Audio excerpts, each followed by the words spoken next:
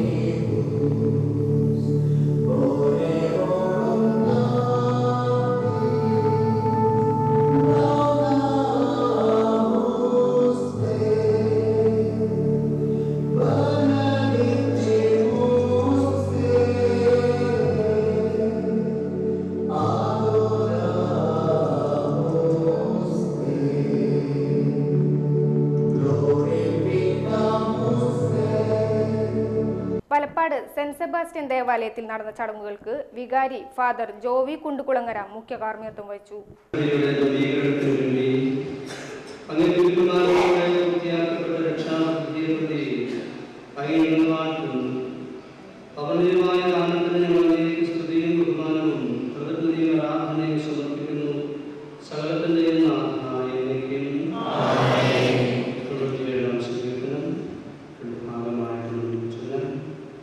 എടമുട്ടം പാലപ്പെട്ടി വളവിൽ കാറും ടാങ്കർ ലോറിയും കൂട്ടിയിടിച്ച് കാർ യാത്രക്കാരായ 5 പേർക്ക് പരിക്ക്.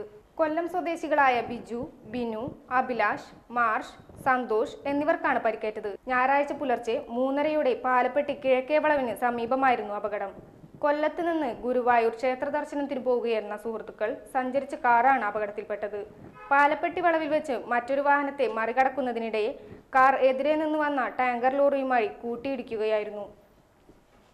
ഇടിയുടെ ആഘാതത്തിൽ കാർ പൂർണ്ണമായും തകർന്നു. വലപ്പാട് പോലീസും എക്സ് പ്രവർത്തകരും ചേർന്ന് കാർ വെട്ടിപ്പൊളിച്ചാണ് യാത്രക്കാരെ പുറത്തെടുത്തത്. പരിക്കേറ്റവരെ എക്സ് പ്രവർത്തകർ തൃശൂർ ജൂബിലി മിഷൻ ആശുപത്രിയിൽ പ്രവേശിപ്പിച്ചു. തൃപ്രയാർ തെക്കേ ആത്മാവിന് സമീപം നിയന്ത്രണം വിട്ട കാർ മറിഞ്ഞ് 4 പേർക്ക് പരിക്ക്. ഞായറാഴ്ച പുലർച്ചെ 12:30 അപകടം. തിരൂരിൽ നിന്നും പത്തനംതിട്ടയിലേക്ക് പോകുകയായിരുന്ന മാരുതി വാഗനർ കാറാണ് നിയന്ത്രണം വിട്ട് മതിലിലിടിച്ചു മറിഞ്ഞത്. പരിക്കേറ്റവരെ നാട്ടുകാർ ചേർന്ന് കാർ വെട്ടിപ്പൊളിച്ചാണ് പുറത്തെടുത്തത്. കാറിലുണ്ടായിരുന്ന 4 പേരെയും നിസ്സാര പരിക്കുകളോടെ എക്സ് പ്രവർത്തകർ കായ്പമംഗലം ഗാർഡിയൻ ആശുപത്രിയിൽ പ്രവേശിപ്പിച്ചു. വലപ്പാട് പോലീസും സ്ഥലത്തെത്തിയിരുന്നു.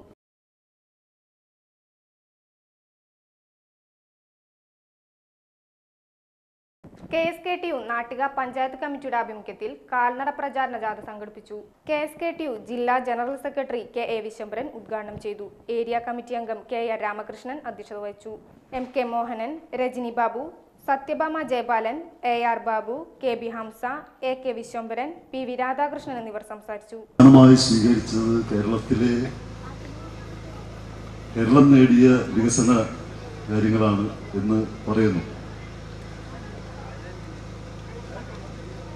വേറൊരു പേരും കൂടി നമ്മുടെ കൂട്ടത്തിലുണ്ട്. ദൈവത്തിന്റെ സ്വന്തം നാട് ആണ് കേരളം എന്ന മട്ടിൽ. ഏത് പുണ്യവാനാണ് ആ പേര് കണ്ടുപിടിച്ചതെന്ന് എനിക്കറിയില്ല. കേരളം ദൈവത്തിന്റെ സ്വന്തം നാടാണ്. അപ്പൊ ഡോക്ടർ അമർത്യാസനെ പോലെയുള്ള ആളുകൾക്ക് ഒരു രേഖ തയ്യാറാക്കാൻ, വിസ്തൃതമായ ലോകമാകെ ശ്രദ്ധിക്കപ്പെടുന്ന ഒരു രേഖ തയ്യാറാക്കാൻ തന്നെ